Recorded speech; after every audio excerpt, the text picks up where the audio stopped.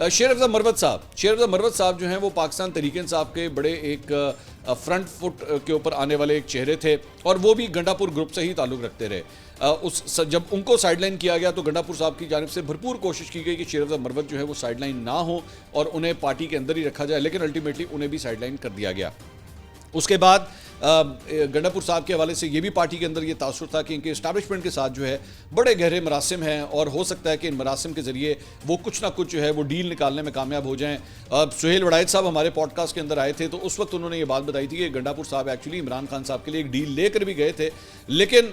इमरान खान साहब ने जो है वो अपना जूता उठा लिया था। तो अब पता नहीं, मुझे ये नहीं पता कि वो जूता जो उस वक्त उठाया गया था वो आज जाके लगा है कि जारी बात है वो इतने महीनों पहले वो जो जूता उठाया था वो आज जाके शायद वो जूता जो है उसने अपना काम दिखाया है और गंडापुर साहब को हटाने का फैसला कर लिया गया। और इसी दौरान जो है जब मैं आपसे ये वीडियो रिकॉर्ड कर रहा हूँ तो शेख वकास अकरम ने भी इस बात की तस्दीक कर रही है कि जनाब गंडापुर साहब ने जो है वो मुस्ताफ़ी होने का फैसला कर लिया, यानी ही हैज़ गिवन अप। क्योंकि एक ये तासुर भी पाया जा रहा था कि हो सकता है गंडापुर साहब जो है वो रजिस्ट करें इस बात को, और अगर उन्हें पार्टी कह रही है कि जनाब आप इस्तीफ़ा दें तो वो शायद मुस्ताफ़ी ना हो, लेकिन उन्होंने मुस्ताफ़ी होने का बाकायदा तौर पर जो है वो ऐलान भी कर दिया कि वो मुस्ताफ़ी हो रहे हैं। सो अभी भी वो पार्टी लाइन को कम से कम फॉलो कर रहे हैं, पार्टी ने जो उन्हें अहकामात दिए हैं उसे वो फॉलो कर रहे हैं।